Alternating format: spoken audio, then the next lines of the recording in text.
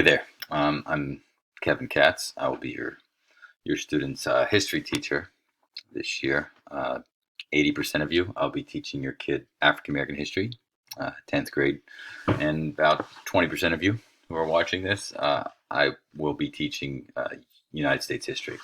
50% of those kids I've taught before, and I'm really enjoying that dynamic because we've already kind of know each other, and it's pretty cool. I haven't done that in a long time. Um, First, a little bit about me. I am a founding teacher at Rush. I've been here from the very beginning. There's still a handful of us who have been here from the beginning. So all 12 years of my Philadelphia school teaching have been done at Rush. I previously taught for 2 years in Atlanta while my wife was going to business school down there. It is my second career. I was a web designer. I was in the IT world before that. I graduated from Kane College in '99. Had a mass communications um, undergrad, and marketing and history were my minors. Um, I took that, like I said, in the IT world first. I eventually went back to school. I felt this pull. I really wanted to coach baseball, which I did at Rush for many years. Gave it up a few years ago because my kid is now old enough I can coach him. But I went to Arcadia, got a master's in education.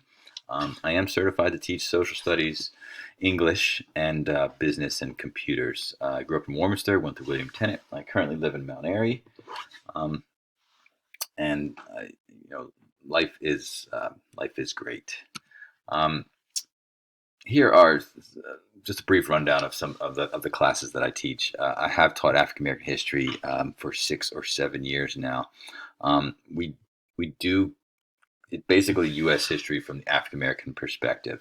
The beauty of this class, I think, actually is the concentration on specific themes and people that would normally be overlooked in a U.S. history course. And I love the idea of introducing new people to your students. So you see a list of people there, um, and it's great when your kids don't know these people. Perhaps you're looking and you're like, I don't know most of those people, and that's okay.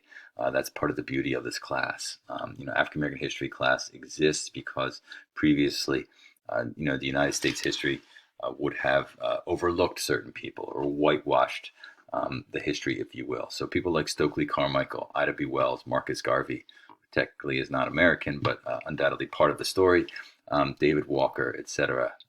It's great to bring out these people to your children. We go modern as well. Ta-Nehisi Coates and Nicole Hannah-Jones are people we also study. So take a look at that list. And it's not comprehensive by any means. As far as U.S. history is concerned, it's new to me. I did teach U.S. history many years ago, but I'm a different teacher than I was, 7, 8 years ago. So I think I'm a better teacher than I was. So I am going to rely on a specific curriculum I found online, which is pretty great, pretty aligned with my mantra of using primary source and teaching in the project-based learning platform. But you can see the 10 sections of study that we will do in that class as well. I do have a mantra: teach people, not content. I do teach content, obviously, but I like to put your kid first. This is something that hangs in my classroom, although I don't have a classroom now. It really just means that I want your kids to learn specific skills, and they do through social studies that could carry on through life. It's much more than maybe what your history class was previously. It is not rote memorization. No one should ever have to memorize in social studies class the capitals or something like that. But I'd like to stick to this theme. As far as my grading or how I assess your kids, the category is very similar to all the other teachers. However, I kind of break it into formative and summative assessments. Formative, basically, I see this as practice. If you're an athlete, this is you, perfecting your four-seam fastball. If you're a dancer, this is you being able to hit that landing and have your hands in such a way where it looks most beautiful. And your teacher or your coach is going to help you do that. that's my job as well. So the classwork and the homework, we see this as practice. This is backstage. This is you making sure that you've developed that technique so when your painting is hung in the museum or at the gallery, it's at its best. That's where the summative assessment comes in. That's your onstage performance. That's your game. That's your um, that's your recital or your concert.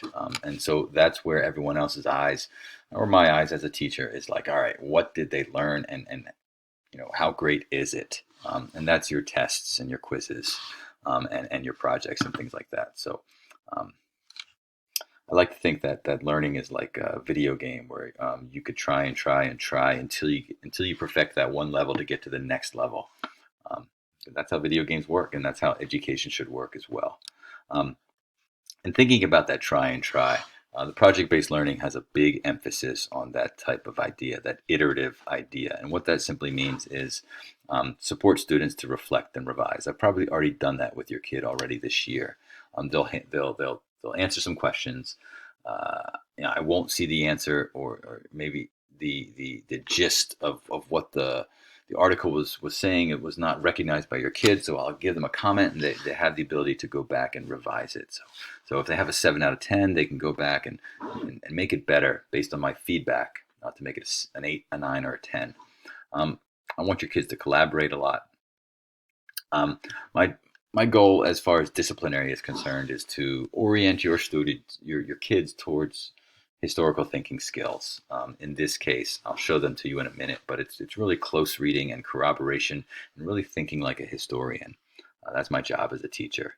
I do try to make it authentic, and I'll show you some samples in their class, from previous classes, as to how I make that authentic. I want them to really take hold of the projects and the assignments that they create.